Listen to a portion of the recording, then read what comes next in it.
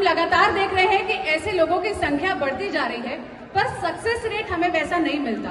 तो क्या वजह लगती है आपको इसके पीछे? सबसे पहले तो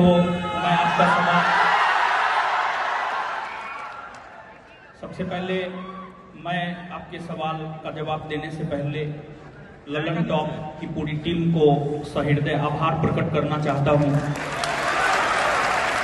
कि ललन टॉप ने एक साधारण सा शिक्षक को अपना मन शेयर करने का मौका दिया है। इसके लिए ललन टॉप जब नाम आता है तो सीधे तौर पर सौरभ द्विवेदी सर का नाम आता है। तो ललन टॉप की पूरी टीम और विशेष तौर पर सौरभ द्विवेदी सर को हृदय से आभार। और अब मैं आपके सवाल का जवाब अभी भी नहीं दूंगा। सबसे पहले मैं कल्पना जी के बारे में थोड़ा बता देना चाह रहा हूँ। जरूर जरूर।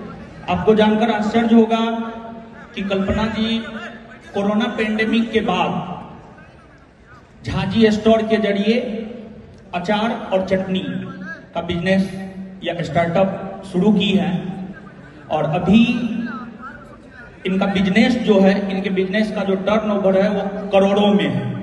तो ये अपने आप में काबिले तारीफ है। और आप सामने में बैठी हैं तो इससे पता चल ही रहा होगा कि आप इनका उम्र क्या होगा। और इस उम्र में इस प्रकार का सोच और इस प्रकार का काम बहुत कम लोग ही कर सकते हैं। तो काबिले तारीफ है।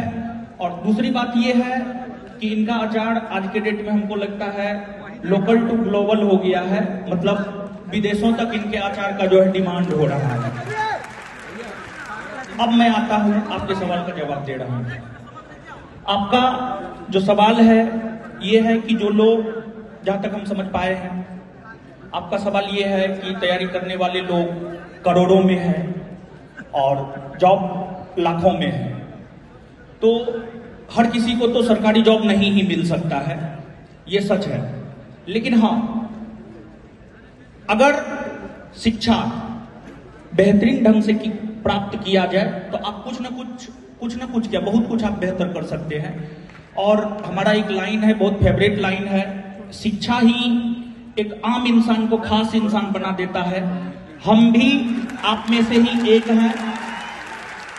और आज जो आप हमको सुनने आए हैं या इस शो में शिरकत कर रहे हैं, वो सिर्फ और सिर्फ शिक्षा की वजह से ही शिरकत कर रहे हैं। तो शिक्षा का मतलब ये नहीं होता है, हमको ऐसा लगता है, पहले हम भी ऐसा सोचते थे कि नहीं, शिक्षा का मतलब जो है सिर्फ जॉब ही करना होता है। लेकिन अब हमको ऐसा लगता है कि जैसे हमको भी तो जॉब नहीं हुआ, हम भी तो पढ़ रहे थे, हम भी तो पढ़ाई कर रहे थे, लेकिन हमको भी तो जॉब नहीं हुआ। हम भी तो एक प्रकार का नया स्टार्टअप भी शुरू किए, हम भी पढ़ाने का काम कर रहे हैं। तो शिक्षा का सिर्फ ये मतलब नहीं होता है कि जो है आप सिर्फ सरकारी जॉब प्राप्त कर ले। शिक्षा की अगर हम लोग बात करें तो हमारे एजुकेशन सिस्टम में कई सारी कमियां हैं और उन कमियों को गिनाने में बहुत सारी कमियां हैं। लेकिन हमको ऐसा लगता है कि अगर आप शिक्षित होते हैं तो एक अनएजुकेटेड इंसान अगर कोई बिजनेस करता है और एक एजुकेटेड इंसान अगर कोई बिजनेस करता है तो दोनों में बहुत अंतर हो जाता है। अनएजुकेटेड इंसान अगर बिजनेस करता है तो वो सीमित रह जाता है, लेकिन एजुकेटेड इंसान अगर बिजनेस करता है तो हमको लगता है कि वो कल्पना जी के तरह अपने ब्रांड को, अपने ब्रांड वैल्यू को लोकल टू ग्लोबल तक पहुंचा सकती है। तो ठीक है, आप पढ़ रहे हैं, आप सरकारी नौकरी की तैयारी कर रहे हैं, हुआ तब पर भी ठीक है, नहीं हुआ तब पर भी ठीक है। और हम एक अपने एजुकेशन सिस्टम का जो है कमी हम आपको बतलाना चाह रहे हैं। अपने एजुकेशन सिस्टम का, यानी इंडिया के एजुकेशन सिस्टम का जो कमी है वो ये है कि स्टूडेंट को सारे आयाम को दिखाया ही नहीं जाता है। ऐसा नहीं है कि सिर्फ इंजीनियर बनना ही या डॉक्टर बनना ही या फिर गवर्नमेंट जॉब ही है, बहुत सारा कुछ है। जैसे लोग स्टैंड अप कॉमेडी भी कर सकते हैं, वेडिंग प्लानर भी बन सकते हैं और भी बहुत सारा कुछ कर सकते हैं। लेकिन जो हमारे एजुकेशन सिस्टम में कमी है, उन कमियों की वजह से जो है हमको तो लगता है इन चीजों को सिलेबस में दिखाना चाहिए कि हाँ ये भी है।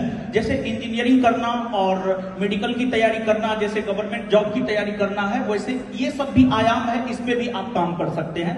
तो हमको लगता है कि अगर आप शिक्षित होंगे तो आप को सरकारी नौकरी लगे या नहीं लगे, लेकिन आप अपने बिजनेस को लोकल टू ग्लोबल तक पहुंचा सकते हैं, तो शिक्षा काफी ज्यादा जरूरी होता है।